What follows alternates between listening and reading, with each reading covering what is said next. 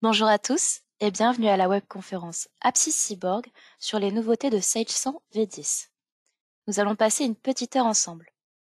Cette session va être animée par Emmanuel Mattei, responsable de marché, et Émilie Locard, responsable des activités de service. Tout au long de cette session, vous pourrez nous poser vos questions dans le bandeau qui se trouve à droite de votre écran. Nous y reviendrons en fin de conférence. Bonjour Emmanuel, bonjour Émilie. Bonjour à toutes et à tous. Donc nous Bonjour. allons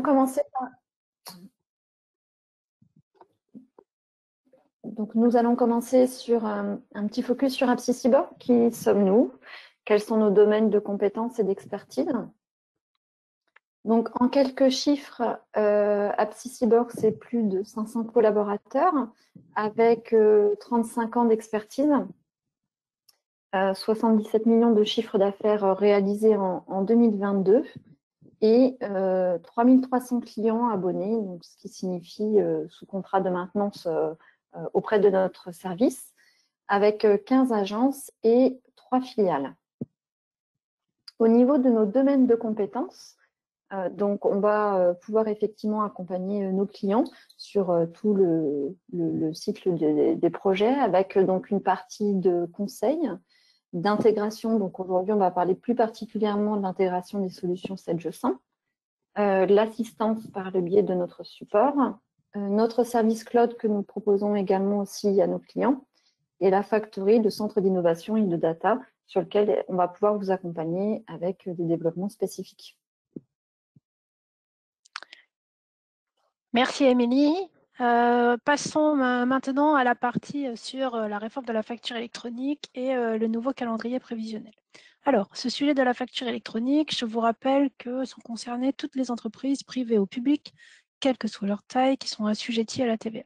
Le calendrier est décalé, on le sait, on va en reparler, mais il n'empêche que c'est un sujet important parce que en fait, ce sujet de la réforme de la facture électronique, c'est une réglementation européenne et en fait, globalement, c'est une réelle tendance mondiale. L'objectif de ces évolutions, c'est une réduction de la fraude à la TVA et également, ce sont plusieurs objectifs. Donc, simplifier les déclarations de TVA pour aller jusqu'au pré-remplissage et également réduire les coûts induits par les contrôles fiscaux. Forcément, si les déclarations sont pré-remplies, il y aura moins de contrôles fiscaux à réaliser. Également, favoriser la compétitivité des entreprises en diminuant les charges administratives pour celles-ci. Et aussi fournir des informations au gouvernement en temps réel sur la santé des entreprises, parce qu'au plus les données pourront être à jour au fur et à mesure, en plus les instances auront accès aux informations et à la santé financière des entreprises. Il faut noter qu'une fois que la réforme sera rentrée en vigueur, même après qu'elle soit complètement adoptée, il y a encore des entreprises qui vont continuer à émettre et à recevoir des factures qui seront dans ce que moi j'appelle le hors scope facture électronique, parce qu'il y a encore quelques contextes un peu particuliers, comme les transactions internationales, par exemple. Donc du coup, il va falloir arriver à composer avec le périmètre de la réforme et puis les autres situations. Donc, du coup, cette révision du calendrier, c'est quand même une formidable occasion pour vous de vous préparer plus sereinement dans cette transition que vous allez devoir opérer. Pour nous, c'est aussi l'occasion de mieux vous accompagner, encore une fois, dans cette transition du papier vers la dématérialisation ou plutôt vers la digitalisation d'un certain nombre de processus, dont la TVA, on va en reparler tout à l'heure.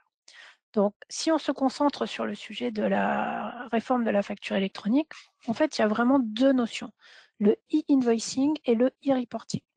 Le e-invoicing, c'est tout ce qui tourne autour de l'émission et de la réception des factures électroniques. On va devoir changer nos habitudes et passer par une plateforme de dématérialisation. On va en revenir là-dessus. Et sont concernés les flux business to business entre entreprises domestiques et pour les entreprises qui travaillent avec le contexte du gouvernement, donc les entreprises privées. Donc ça, c'est pour la partie émission et réception des factures. Et après, il y a le côté aussi e-reporting. Donc ça, c'est la transmission des données de transaction à l'administration fiscale. Là aussi, il va falloir passer par une plateforme de dématérialisation. En plus, il y aura une fréquence bien déterminée qui n'est pas forcément celle que vous utilisez aujourd'hui. Et donc, sont concernées les transactions d'entreprise aux particuliers, les transactions d'entreprise dans un contexte international. Et puis, de toute façon, il y a tout ce qui va concerner les données relatives à l'encaissement des prestations de services. Donc, du coup, mine de rien, il y a un nombre non négligeable de données de transactions qui sont concernées par ce flux. Donc, si on revient pour le calendrier, vous le savez jusqu'à cet été, le calendrier, c'était juillet 2024. On avait 3 populations et 3 jalons différents.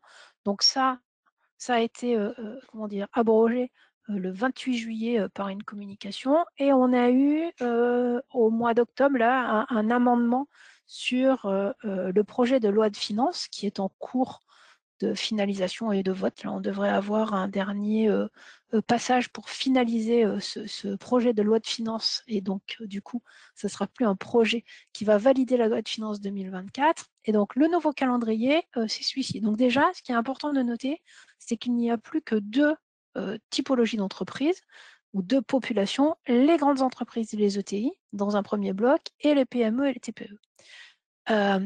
Donc, on a quelques inconnus pour 2024-2025 sur tout ce qui tourne autour de la préparation de la phase pilote. Est-ce qu'on pourra ou pas accéder en avance de phase au fameux annuaire qui va permettre d'identifier les entreprises? On ne sait pas encore. Est-ce qu'en 2025, on pourra bien faire la phase pilote et est-ce que le PPF sera bien ouvert en 2025 et surtout quand en fait on va avoir accès à ce PPF?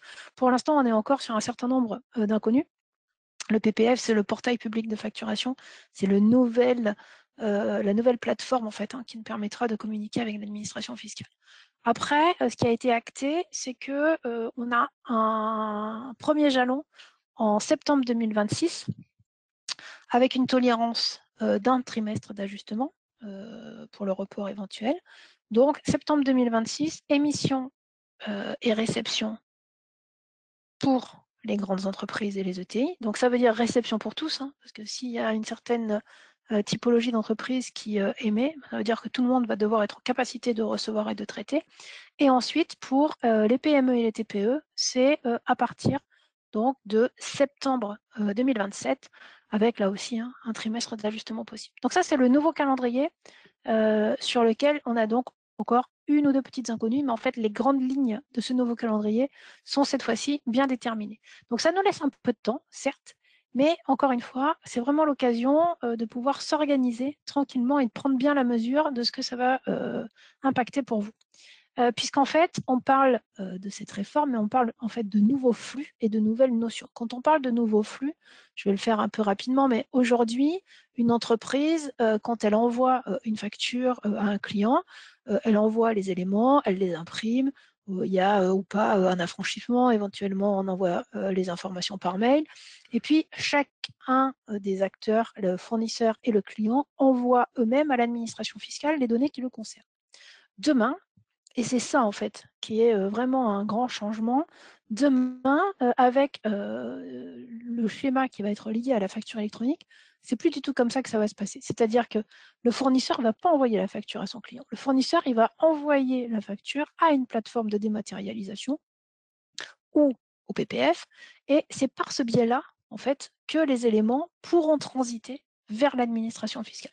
Donc, en fait, on est vers des flux qui sont structurés, automatisé. Et c'est pour cette raison, en fait, qu'il y a des contraintes supplémentaires qui sont désormais mises en évidence.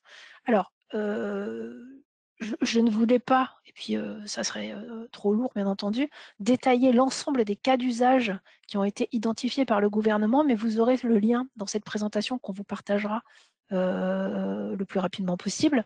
Et vous pourrez aller regarder les différents cas d'usage en fait, qui ont été identifiés par le gouvernement. Et c'est un des exercices qu'il faudra d'ailleurs que vous fassiez pour voir si vous-même vous vous retrouvez dans l'ensemble de ces cas d'usage ou si vous n'avez pas dans vos pratiques des choses qui sortent un peu du cadre et qui du coup pourraient peut-être poser des problèmes. Donc on a dit de nouveaux flux.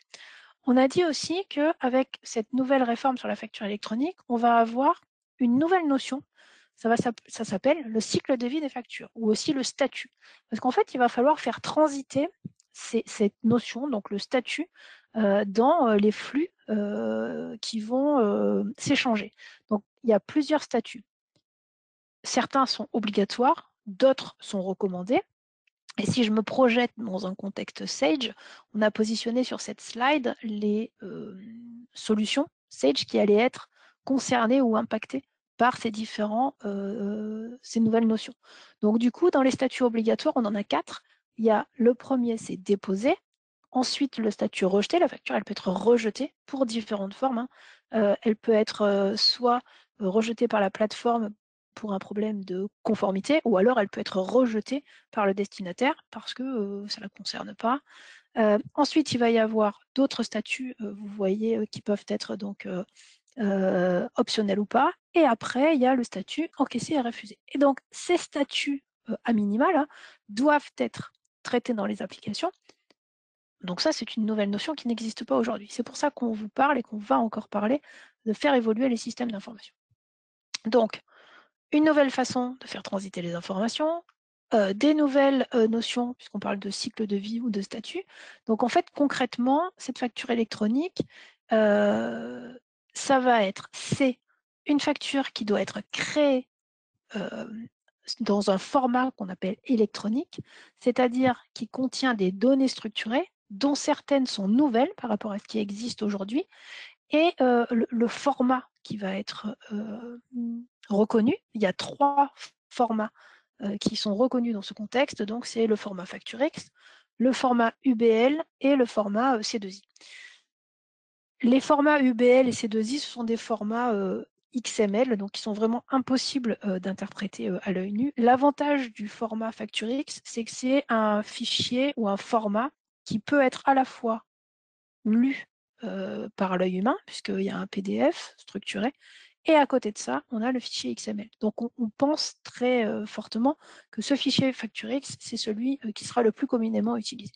Donc du coup, ceux qui pourraient penser que la facture électronique, ça peut être une facture papier ou un PDF ou un document généré par mail, pour cela, effectivement, c'est pas le cas. Donc la facture électronique, c'est vraiment une facture qui est différente de ce que vous pouvez connaître aujourd'hui.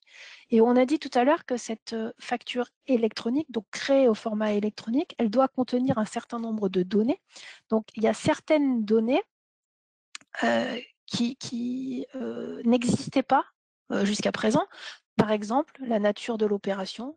Est-ce que l'opération dont fait l'objet cette facture, c'est une vente de biens, une vente de services? Est-ce que c'est une opération mixte? Il y a un certain nombre de champs, je ne les ai pas tous listés parce que ça pourrait prendre un peu de temps, mais il faudra du coup faire évoluer les logiciels pour pouvoir renseigner ces éléments-là qui n'existent pas aujourd'hui. En orange, dans cette slide, j'ai identifié quelques champs qui sont des nouveaux champs de la V10, on en reparlera tout à l'heure.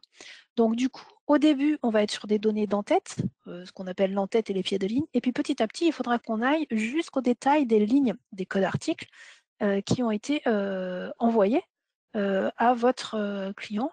Donc, on rentre vraiment dans une facture structurée directement générée par votre solution. Donc, du coup, vous comprenez bien qu'il devient complètement indispensable de veiller au bon paramétrage du système d'information pour pouvoir transmettre les bonnes informations dans la facture électronique. Et il va falloir identifier correctement la société qui émet, l'acheteur, le type de transaction, le type de TVA, la provenance, les règles de taxation. Et il faut aussi bien identifier et transmettre au bon destinataire. Est-ce que c'est plutôt au PPF? Est-ce que c'est sur la PDP? Et ça, on va le savoir en fonction de l'acheteur, donc il faut qu'il soit bien identifié, de sa localisation, de l'assujettissement ou pas à la TVA. Donc tout ça, en fait, ça fait qu'il y a un certain nombre de nouveautés qui sont petit à petit mises à disposition dans les solutions. Et on va le voir avec Émilie tout de suite, puisque vous allez voir que dans Sage V10, il y a un certain nombre de nouvelles fonctionnalités qui vont vous permettre en fait de sécuriser ces éléments-là. On appelle ça l'API CRN et l'API VIES. Et donc du coup, concrètement, dans la V10, quelques nouveaux champs, et je passe la parole à Émilie pour ce sujet. Merci. Donc, effectivement, dans le contexte de la RFE et de la facture électronique, donc un certain nombre de champs de données vont être obligatoires donc, dans les factures, normées, structurées. Et pour cela, il y a eu donc, des nouveautés qui ont été rajoutées dans la V10. Donc, une des premières est effectivement donc, dans l'API Sirène, qui va permettre d'effectivement, depuis les fichières, de sécuriser le remplissage des données. Donc, bien évidemment, des tiers que vous avez déjà aujourd'hui, mais également demain, la création de nouveaux tiers. Également, donc, en nouveauté, le VIES, qui permet de vérifier le numéro d'identifiant de TVA pour les entreprises de l'Union européenne. Donc déjà, on va avoir ces deux nouvelles fonctionnalités qui vont nous permettre de sécuriser un certain nombre d'éléments. Au niveau des paramètres société, on va avoir des nouveaux champs. Donc, au niveau des informations fiscales, on va déjà avoir donc, la partie régime fiscal qui va devoir être renseignée en ce sens. La deuxième partie, donc, c'est sur l'option de paiement de TVA sur les débits, où on va pouvoir indiquer qu'on applique l'option de paiement de TVA sur débit à partir d'une certaine date de mise en application. Donc, toujours derrière pour notre déclaration de TVA et des éléments qu'on va pouvoir transmettre à l'administration fiscale. Également, dans les paramètres émission et réception, toujours sur les paramètres société, on va devoir effectivement venir renseigner donc, le paramètre d'émission et de réception des factures et la localisation également qui va devoir apparaître sur l'identification donc des pays rattachés aux paramètres société. Toujours dans cette notion de nouveau champ, qui dit TVA dans Sage sans comptabilité dit taux de taxe, on va avoir donc, on a deux nouveaux champs à mettre en œuvre, la provenance de la TVA et également aussi la mention d'exonération si elle est applicable. Au niveau de la provenance, on vous a mis quelques exemples comme par exemple les îles Canaries qui sont également apparus dans la fiche des taux de taxe.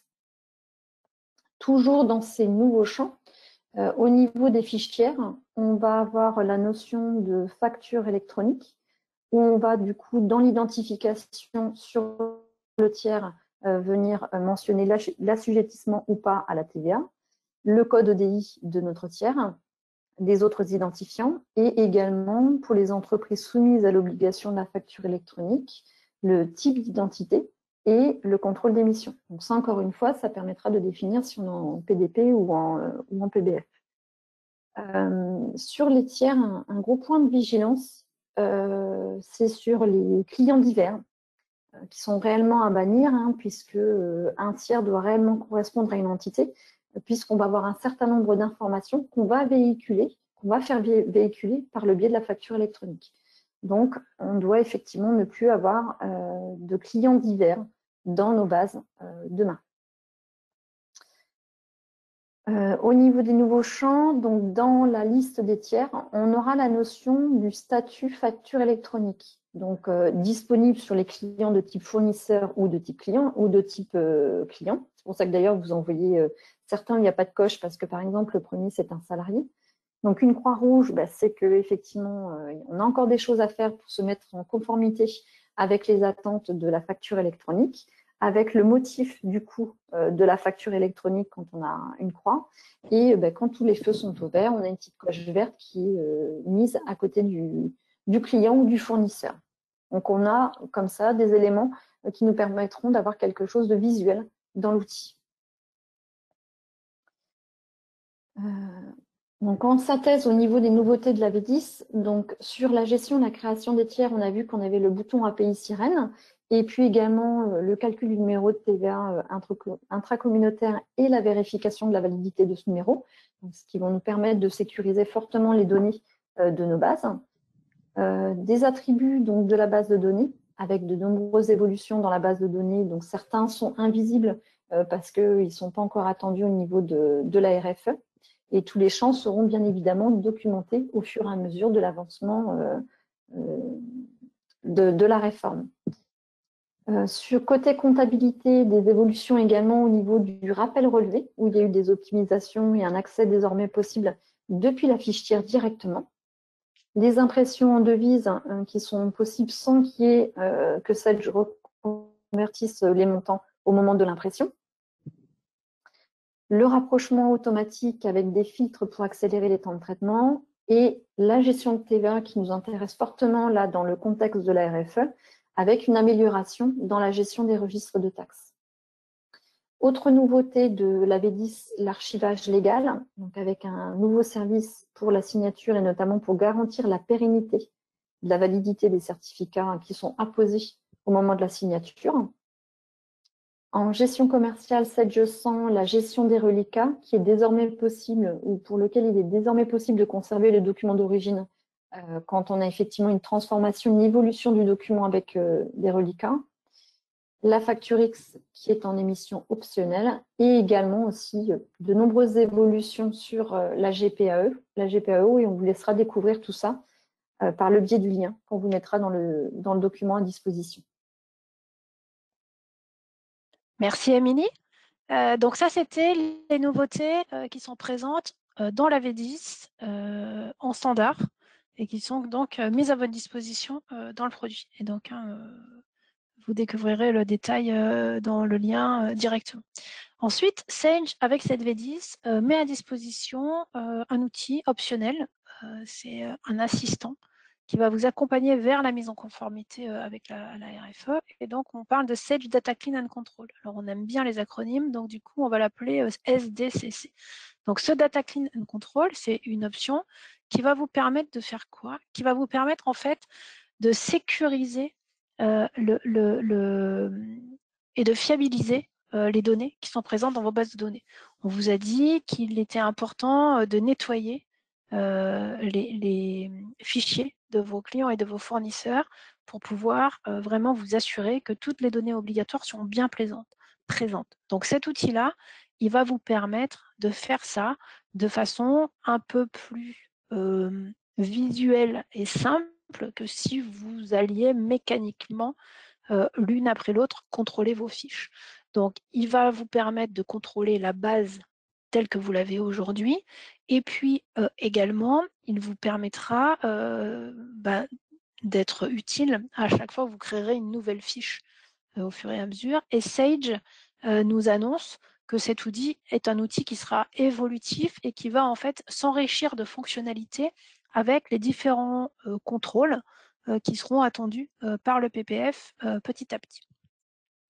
Donc cet outil, à quoi va-t-il ressembler?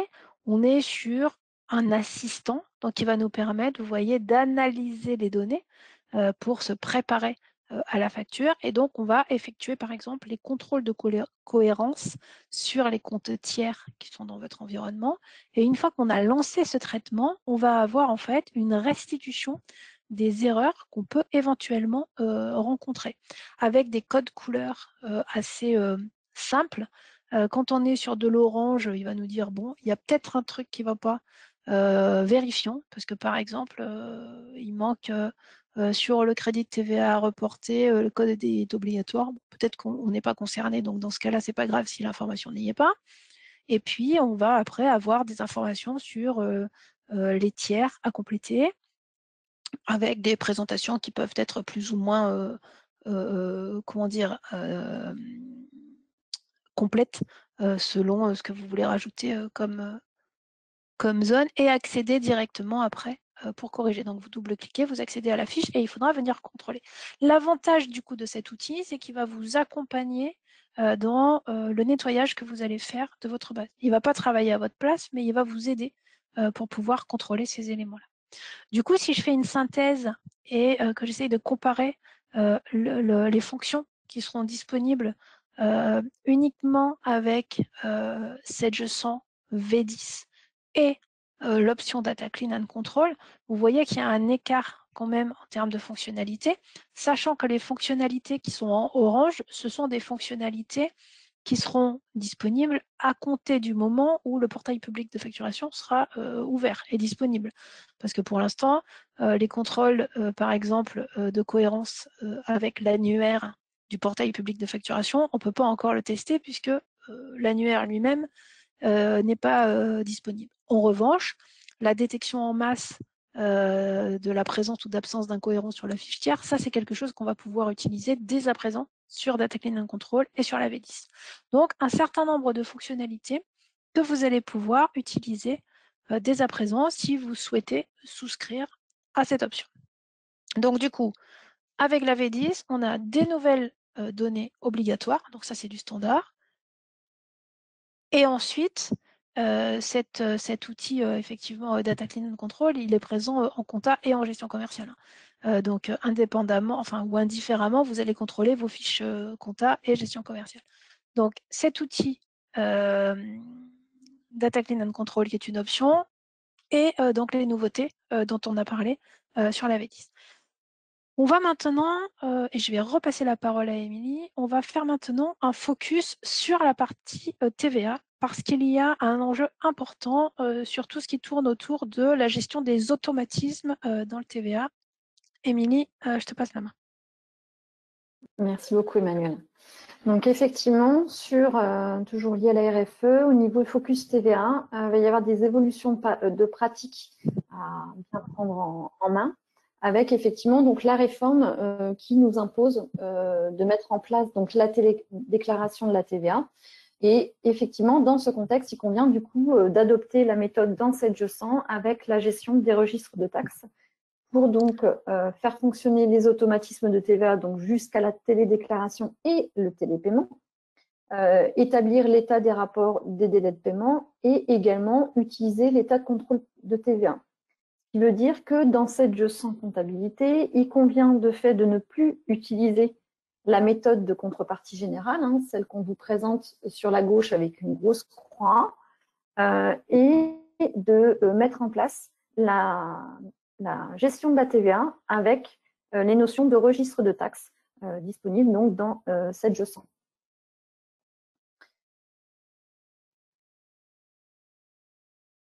Au niveau donc de l'automatisation et de la mise en œuvre de la TVA donc sur vos bases, on vous propose un accompagnement donc en 3 offres, une offre standard, une offre accompagnée, une offre personnalisée. Ne pas oublier également, nous avons à disposition des tutoriels qui exposent les grands principes de ces éléments-là donc sur votre plateforme. Sur la première offre, donc dite standard, la première étape, donc c'est de revoir ensemble les principes de la gestion des registres de taxes dans cette G100, avec les modalités de fonctionnement donc en transfert de compétences. De là, les actions à mener dans votre dossier. Donc l'idée, c'est qu'effectivement, on vous remet une to-do list de vos petits devoirs à mettre en œuvre, et ce de manière personnalisée en fonction de l'avancement dans lequel vous êtes au niveau de la TVA dans cette G100, avec donc le travail qui sera à faire en autonomie pour la mise en œuvre du paramétrage. Et donc, après l'établissement de votre première déclaration de TVA, après notre premier passage, l'idée, c'est effectivement de faire un cadrage et contrôle de cohérence sur les actions qui ont été menées au préalable, en comparant, je me disais bien qu'il y a quelque chose qui ne m'allait pas, en comparant donc du coup votre déclaration de TVA faite sur l'ancienne méthode et la nouvelle méthode, c'est-à-dire avec l'automatisation. En plus, effectivement, de ces 2 étapes, pour vos questions ou l'accompagnement que vous auriez besoin entre deux pour justement arriver à réaliser le travail qu'on vous a donné à faire en autonomie, on vous propose un carnet de jetons pour pouvoir accéder à notre support personnalisé qui pourra vous aider, vous accompagner pendant cette mise en œuvre. Le mode accompagné, on a effectivement donc toujours la première étape sur les principes de la TVA, derrière les actions à réaliser en autonomie, et de là, en fait, on vous accompagne au paramétrage, notamment avec la création des nouveaux comptes comptables dans la limite de 30. Dans cette G100 et notamment dans le contexte de la gestion des registres de taxes et de la mise en conformité de la TVA dans cette G100, il convient également sur ce point de considérer qu'un seul compte comptable ne peut être utilisé que pour un seul code de TVA. Donc c'est pour ça que justement ici on rappelle la création des nouveaux comptes comptables si besoin, pour justement être en conformité avec cette pratique. Et une étape 3, donc avec l'accompagnement et l'établissement de la déclaration de TVA, donc selon les deux méthodes, avec le cadrage de cohérence et des actions qui auront été menées par vos soins. Enfin, pour finir, donc une offre en mode personnalisé, où nous, on notifie donc une obligation pour les clients qui importent les achats dans la comptabilité 7G100. Pourquoi?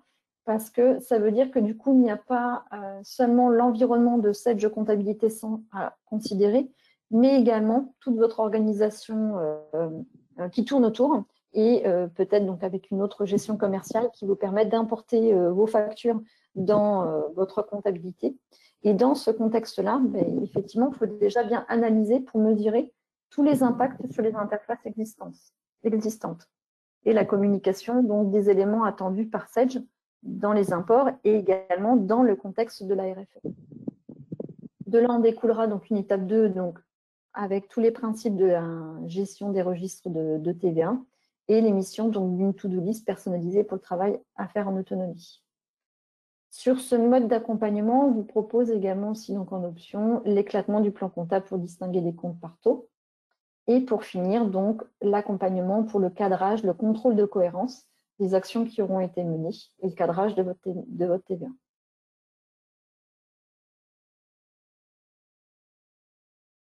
On vous donne une estimation de chacune des offres que l'on retrouve en dessous de chaque bulle. Un petit astérisque sur les interventions donc sur une société et puis également dans le cadre où 7G Direct ne serait pas installé, l'installation donc de 7G Direct sur un poste, puisque c'est ce qui nous permet d'émettre la déclaration de TVA. Je passe la parole à Emmanuel sur l'élargissement du scope avec la dématérialisation et digitalisation des flux de traitement de factures fournisseurs, les bénéfices. Merci Émilie. Effectivement, si on prend un peu de recul, donc maintenant qu'on a parlé des nouveautés de la V10, dans le cadre de cette réforme, qu'on a parlé du sujet qui tourne autour de la TVA et donc des évolutions au niveau de ce sujet de l'automatisation de la TVA, on prend un peu de recul et on se dit qu'il y a également un sujet qui tourne autour de la dématérialisation ou de la digitalisation du flux de traitement des factures fournisseurs. Quels sont les bénéfices que vous pourriez tirer de la mise en place dès à présent de ce type d'outils? Donc, l'intérêt, en fait, pour vous, de mettre en place un outil qui va vous accompagner dans la dématérialisation du traitement des factures entrantes, indépendamment du fait qu'elle soit ou pas au format facture X, c'est de réduire le délai entre la réception de la facture et son intégration en comptabilité, tout en ayant la possibilité, bien entendu, de gérer le bon à payer et de dire, bah, moi, j'intègre la facture dans la compta, mais j'attends d'avoir le bon à payer pour la mettre au paiement. Ça, c'est un autre sujet. Après, ça peut vous aider aussi à gérer de façon complètement dématérialisée votre processus de validation. Alors, au-delà du fait de le gérer de façon dématérialisée, ça peut être aussi pour vous l'occasion de mettre en place un profil ou un processus de validation en fonction de certains profils de facture et de vraiment écrire en fait votre processus. Ça peut être aussi la possibilité de mettre en place un certain nombre d'automatismes pour le traitement des factures fournisseurs, y compris pour la partie analytique, parce qu'on est sur des outils qui sont en général des outils avec ce qu'on appelle un apprentissage, un auto-apprentissage, et donc petit à petit, ils vont vous faire des propositions pour pouvoir générer les affectations conformément à ce que vous lui avez proposé la première fois. Ce type d'outil, ça permet également de tracer les échanges et les actions qui sont menées dans le processus de validation. La facture est arrivée, je l'ai transmise à Émilie pour lui demander qu'elle me confirme que c'est bien OK. Une fois qu'Émilie aura fait son job, moi je serai notifiée et on me dira si c'est OK ou c'est pas OK. Et peut y avoir éventuellement plusieurs acteurs dans ce processus de validation.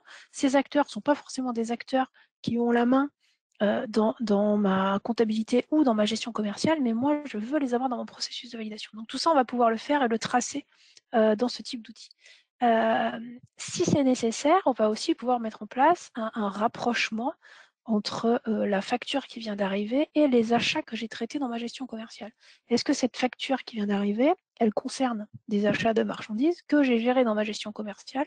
Donc, si le portail dont je m'équipe sait communiquer avec ma comptabilité et ma gestion commerciale, ça va me permettre de faire ce rapprochement de façon assez simple et naturelle. Également, ce type de portail va me permettre de procéder à un archivage documentaire. Alors, je ne parle volontairement pas de GED parce que ce n'est pas tout à fait pareil, mais ça va me permettre de conserver les éléments dans un espace unique.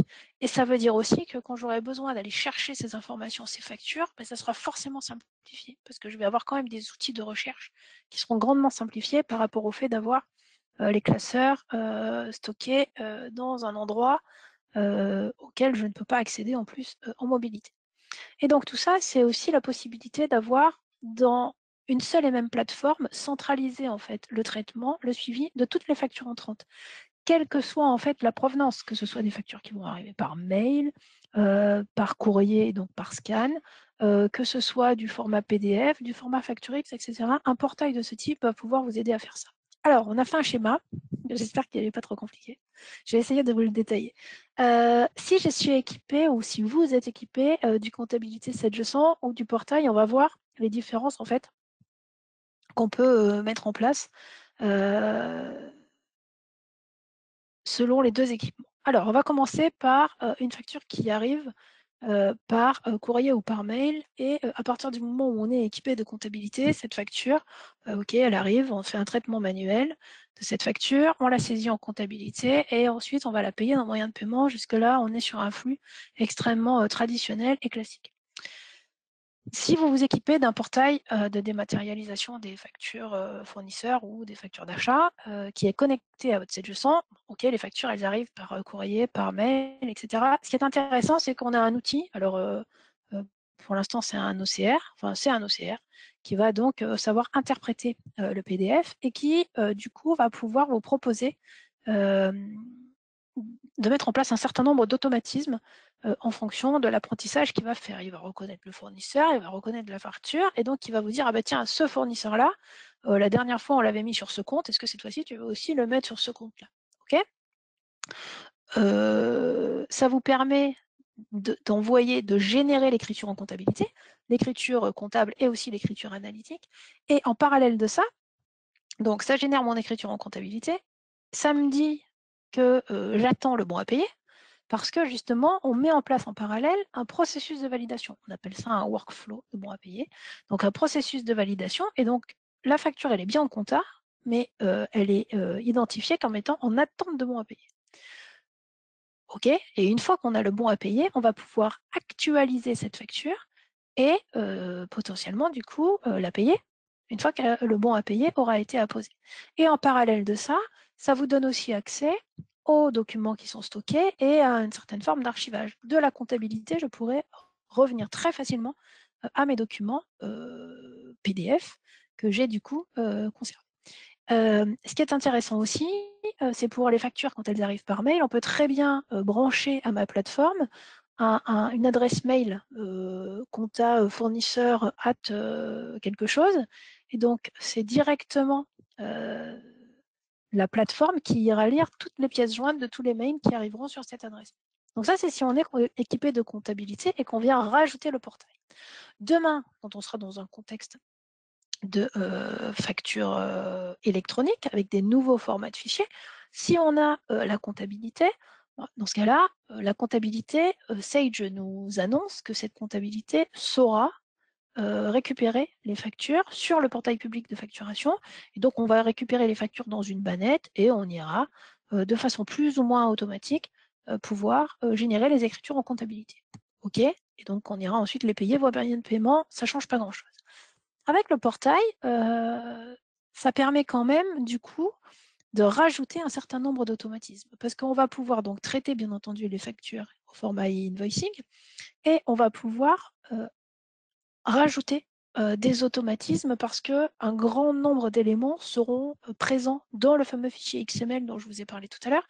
Et le portail va savoir interpréter mettre en place des paramétrages, des correspondances, des associations entre les informations qui sont dans le fichier XML et les éléments dont on a besoin pour après passer les écritures en comptabilité ou en analytique.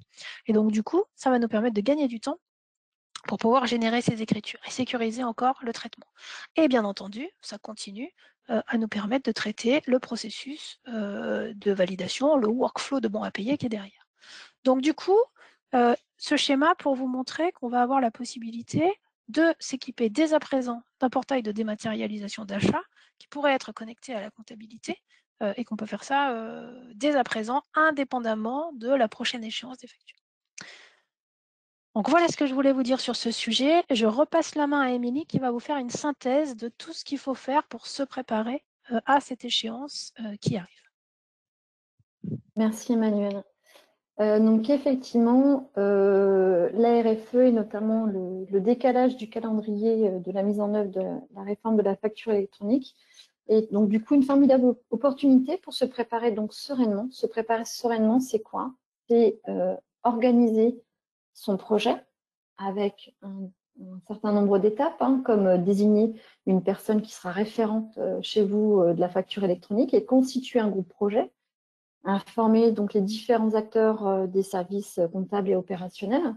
L'idée, c'est de mobiliser l'ensemble des équipes acteurs du projet, établir une veille réglementaire, se rapprocher de son expert comptable, de son conseil, les fournisseurs de SI, de mettre en œuvre donc une conduite de changement, puisqu'on a vu qu'effectivement, il y avait un certain nombre de choses qui changeaient et que la conduite de changement était donc à mener, et d'établir un rétro-planning prévisionnel cible pour arriver à mener cette réforme électronique. La cartographie des processus. Cartographier vos processus, c'est quoi? C'est donc du coup inventorier les différentes solutions qui sont impactées dans les différents domaines, puisque ça ne concerne pas que la comptabilité, mais donc du coup le domaine de comptable, gestion, métier et autres, donc notamment les interfaces et développements spécifiques, ce qu'on a pu voir tout à l'heure au niveau des différents modes d'accompagnement. Analyser le processus de collecte et de contrôle de TVA.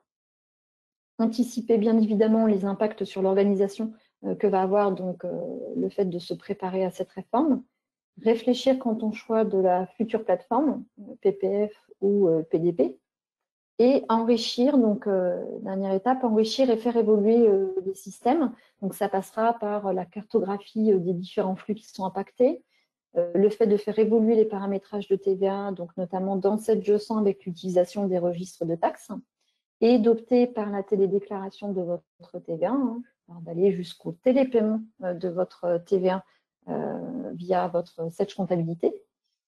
Analyser, nettoyer les données des bases des tiers et également aussi des paramètres société. On l'a vu tout à l'heure avec toutes les nouveautés que s'offrent à nous au niveau de la V10 sur le SIRET, le numéro TVA, mais également aussi Sage Data Clean and Control qui va être un outil d'analyse et de mise en évidence des éléments affinés dans votre base, et de s'équiper donc dès à présent, comme l'a dit Emmanuel, on n'est pas obligé d'attendre la réforme électronique pour mettre en place donc un système de dématérialisation et de traitement de factures, puisqu'on a pu voir ensemble que ça avait un certain nombre de bénéfices pour la société de mettre en place la dématérialisation des flux. En quelques étapes pour aller au niveau de la facture électronique, donc on a mis des bulles de différentes couleurs. Les bulles vertes sont les éléments qui impactent votre G100, les bulles bleues donc qui impactent votre système d'information, et les bulles oranges, c'est les impacts sur l'organisation, l'arbitrage à définir donc par vous-même. Donc effectivement, il va être nécessaire de faire évoluer les process de changement, de conduite de changement, et d'opter pour du PPF ou du PDP. Donc ça, ce sont au niveau des éléments arbitrés chez vous. Sur l'impact du SI, donc l'évolution du SI, l'actualisation des interfaces, vous pouvez avoir donc sur vos différents systèmes, et l'ajout d'un outil de traitement des factures entrantes. Et côté Sage G100, la mise à jour en Sage V10 avec tous les avantages qu'on a pu voir, l'automatisation de la TVA, qui fait partie de la réforme de la facture électronique, avec l'option de Sage Data Clean and Control qui vous permettra de cleaner, bien évidemment, votre base de données pour être le plus près possible à la réforme électronique.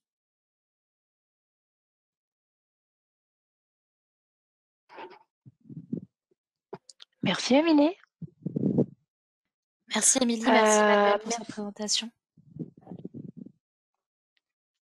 Alors, passons à la session questions-réponses. Donc, première question.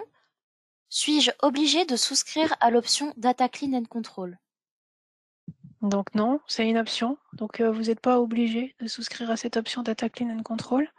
Nous, on pense que c'est une option qui a du sens et de l'intérêt puisqu'elle va vous accompagner dans un certain nombre de traitements automatisés et c'est un assistant qui est plutôt bien fait.